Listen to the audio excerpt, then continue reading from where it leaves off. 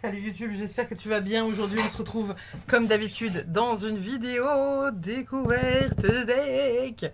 Vous le savez, je mets toujours en avant des tarots et des oracles qui ont été créés par voilà, des créateurs qui ne sont pas forcément ultra connus et ultra mis en avant, puisqu'ils font de l'auto-édition. Et ce tarot, le Lovely Ladies Tarot, qui a du coup été créé par Brittany Keller, est absolument magnifique. J'ai absolument craqué mon slip en le voyant sur Etsy, n'est-ce pas? Et donc du coup, j'ai claqué la moitié de mon PEL pour l'acheter. Voilà. Cette parenthèse étant faite, on va aller découvrir du coup ce magnifique tarot. Et comme d'habitude, à la fin du tirage, je tirerai 3 cartes pour moi pour voir un peu qu'est-ce qu'il a à me dire. Alors, si j'arrive à l'ouvrir. Hop là. Boîte cloche rigide du coup. Très très bien, on adore. J'aime beaucoup ce coloris de voilà, fondu, le côté girly, fleurs, etc. etc. C'est quelque chose que j'aime vraiment énormément. Et pour le coup, les boîtes rigides, c'est vraiment un bonheur. Parce que bah voilà, ça abîme pas les jeux et ça, tu déchires pas tout en les ouvrant, quoi. Hein, donc, forcément, oh là là là là, fantastique. Fabuleux. Bon, du coup, nous avons un petit livret, comme dans tous les trucs, avec... Ok, donc on a... Elle a pas forcément... Ok. Juste mis les arcanes majeures. On a les arcanes mineures. Ah, ok, c'est juste vraiment, c'est un condensé. C'est vraiment, c'est un guidebook condensé.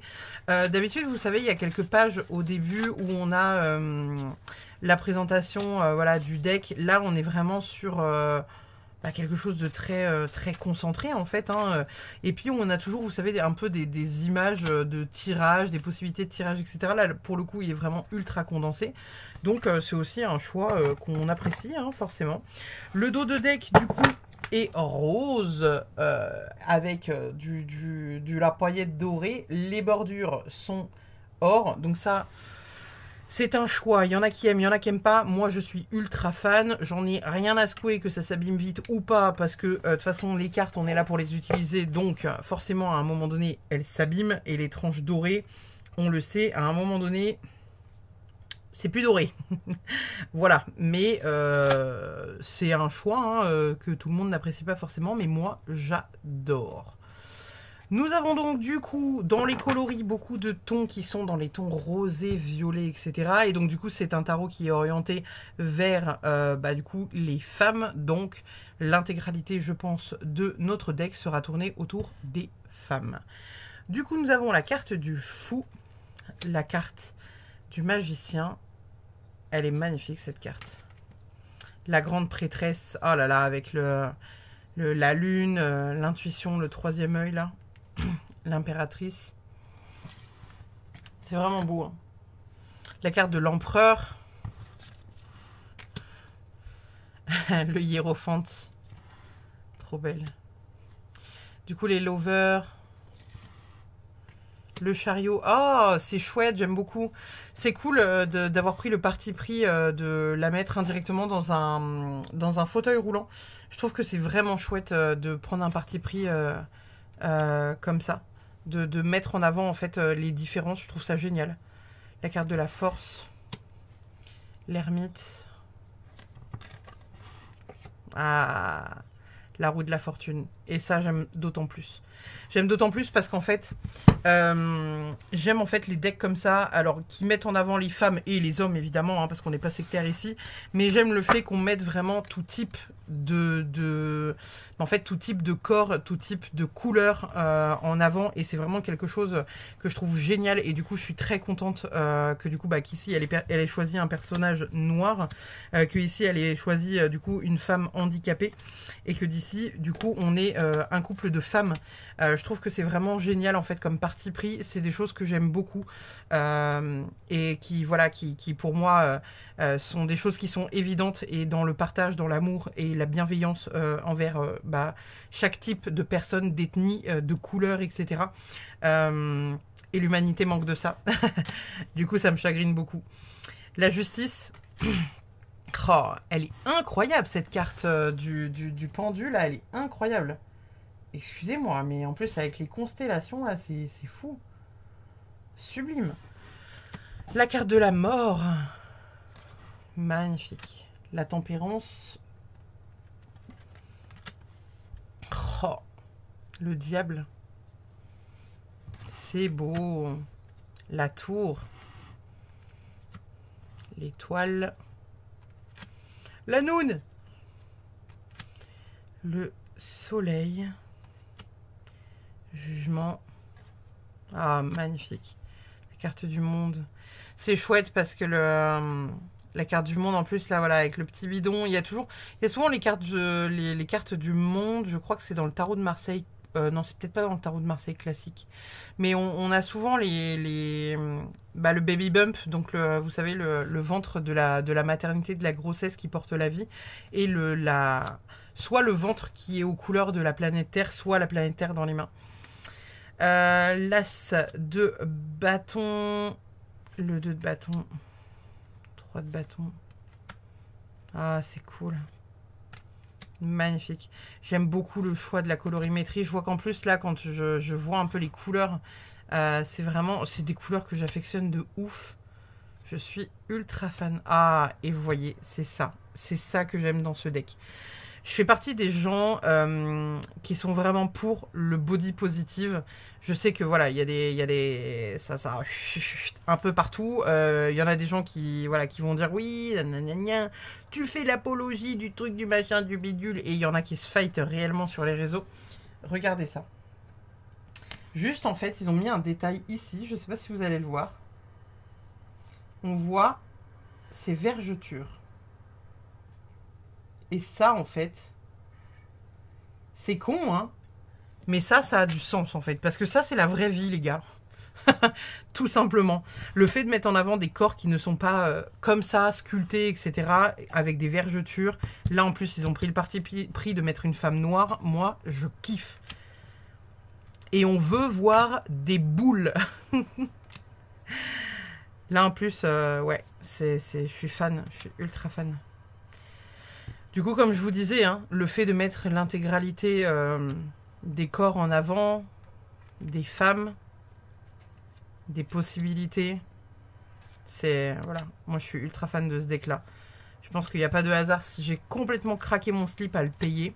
C'est un deck qui vaut une centaine d'euros quand même, hein, donc c'est pas... il fait partie des jeux les plus chers que j'ai avec celui-là. Celui-là, je vous en ai pas fait de review. Mais vous me direz si ça vous intéresse éventuellement peut-être, mais ça fait partie des decks les plus chers que j'ai, et pour le coup je suis pas du tout déçu d'avoir mis ce prix là, parce que bah voilà, ça fait partie des jeux un peu pas collector, mais bon, vous voyez ce que je veux dire. Le 7 de coupe, 8 de coupe, j'ai hâte de voir les épées là, voilà, et c'est ce que je vous disais en fait, le fait de mettre en avant tous les corps et voilà, ça c'est un truc qui, pour moi, ça fait sens en fait. De pas catégoriser les femmes en mode ouais, t'es skinny, tu fais un 36, donc tu n'es belle que dans un 36. Ah, c'est beau. Le 2 d'épée. Le 3 d'épée, il est puissant dans ce jeu-là, hein, parce que là, vraiment, le 3 d'épée, c'est pas une carte qui est super belle. Et là, en fait, vous voyez qu'il y a elle a le cœur qui est transpercé.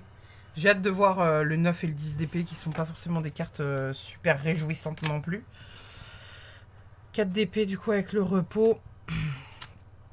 5 d'épée. Le fight.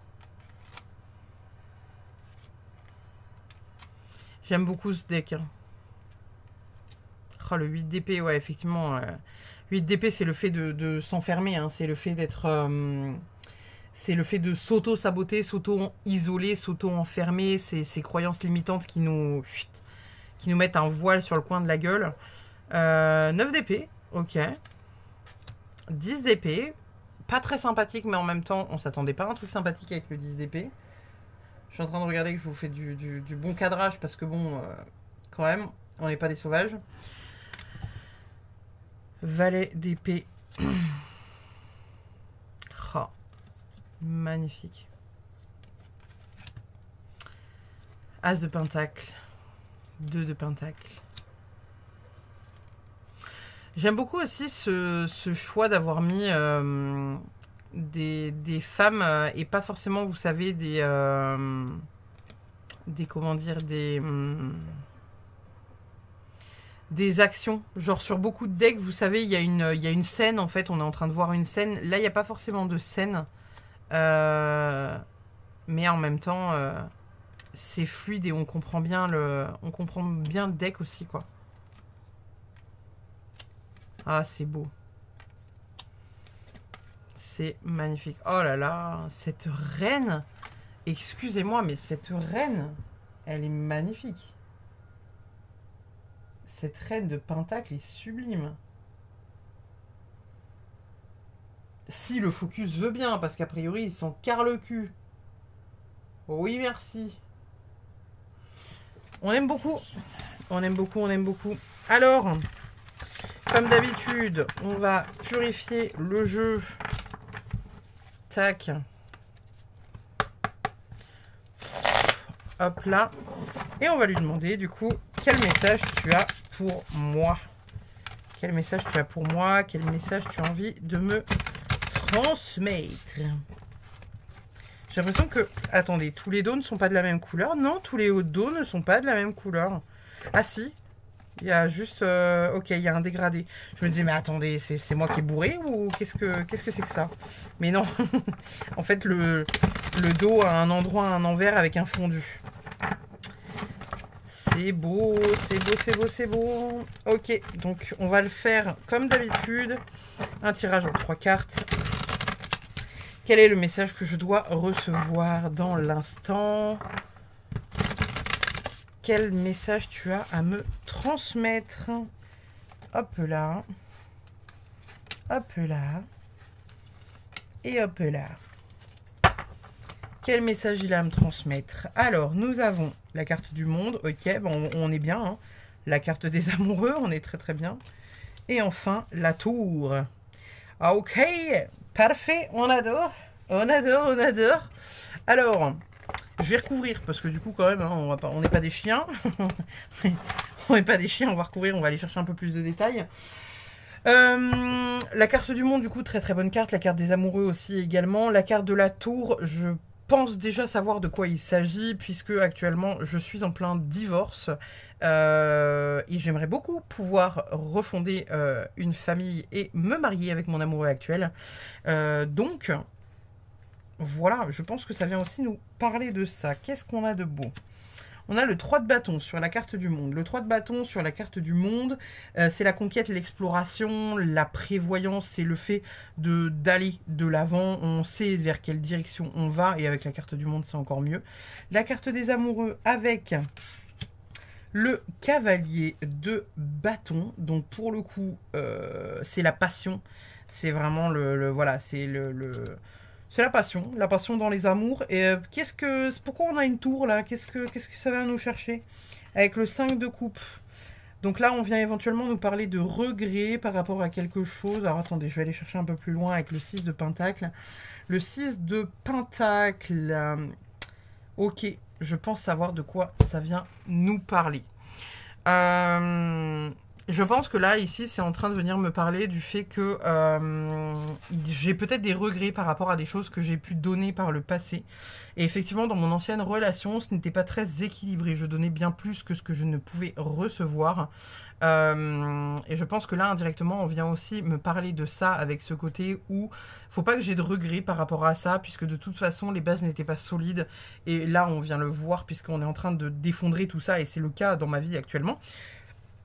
Voilà, je pense qu'on est en train de venir me parler de ça majoritairement. Donc ce qui est totalement juste. Voilà, je vous ai fait la présentation de ce petit tarot de l'amour et du cœur. N'hésitez pas à aller le chercher sur Etsy, puisqu'il n'est pas trouvable ailleurs que sur Etsy. S'il vous intéresse et vous plaît, je vous mettrai, quoi qu'il arrive, en barre d'infos le lien pour aller trouver sa boutique. Je vous remercie infiniment d'avoir suivi cette vidéo. Je vous dis à très vite pour une prochaine. Je vous fais des bisous. Bye bye.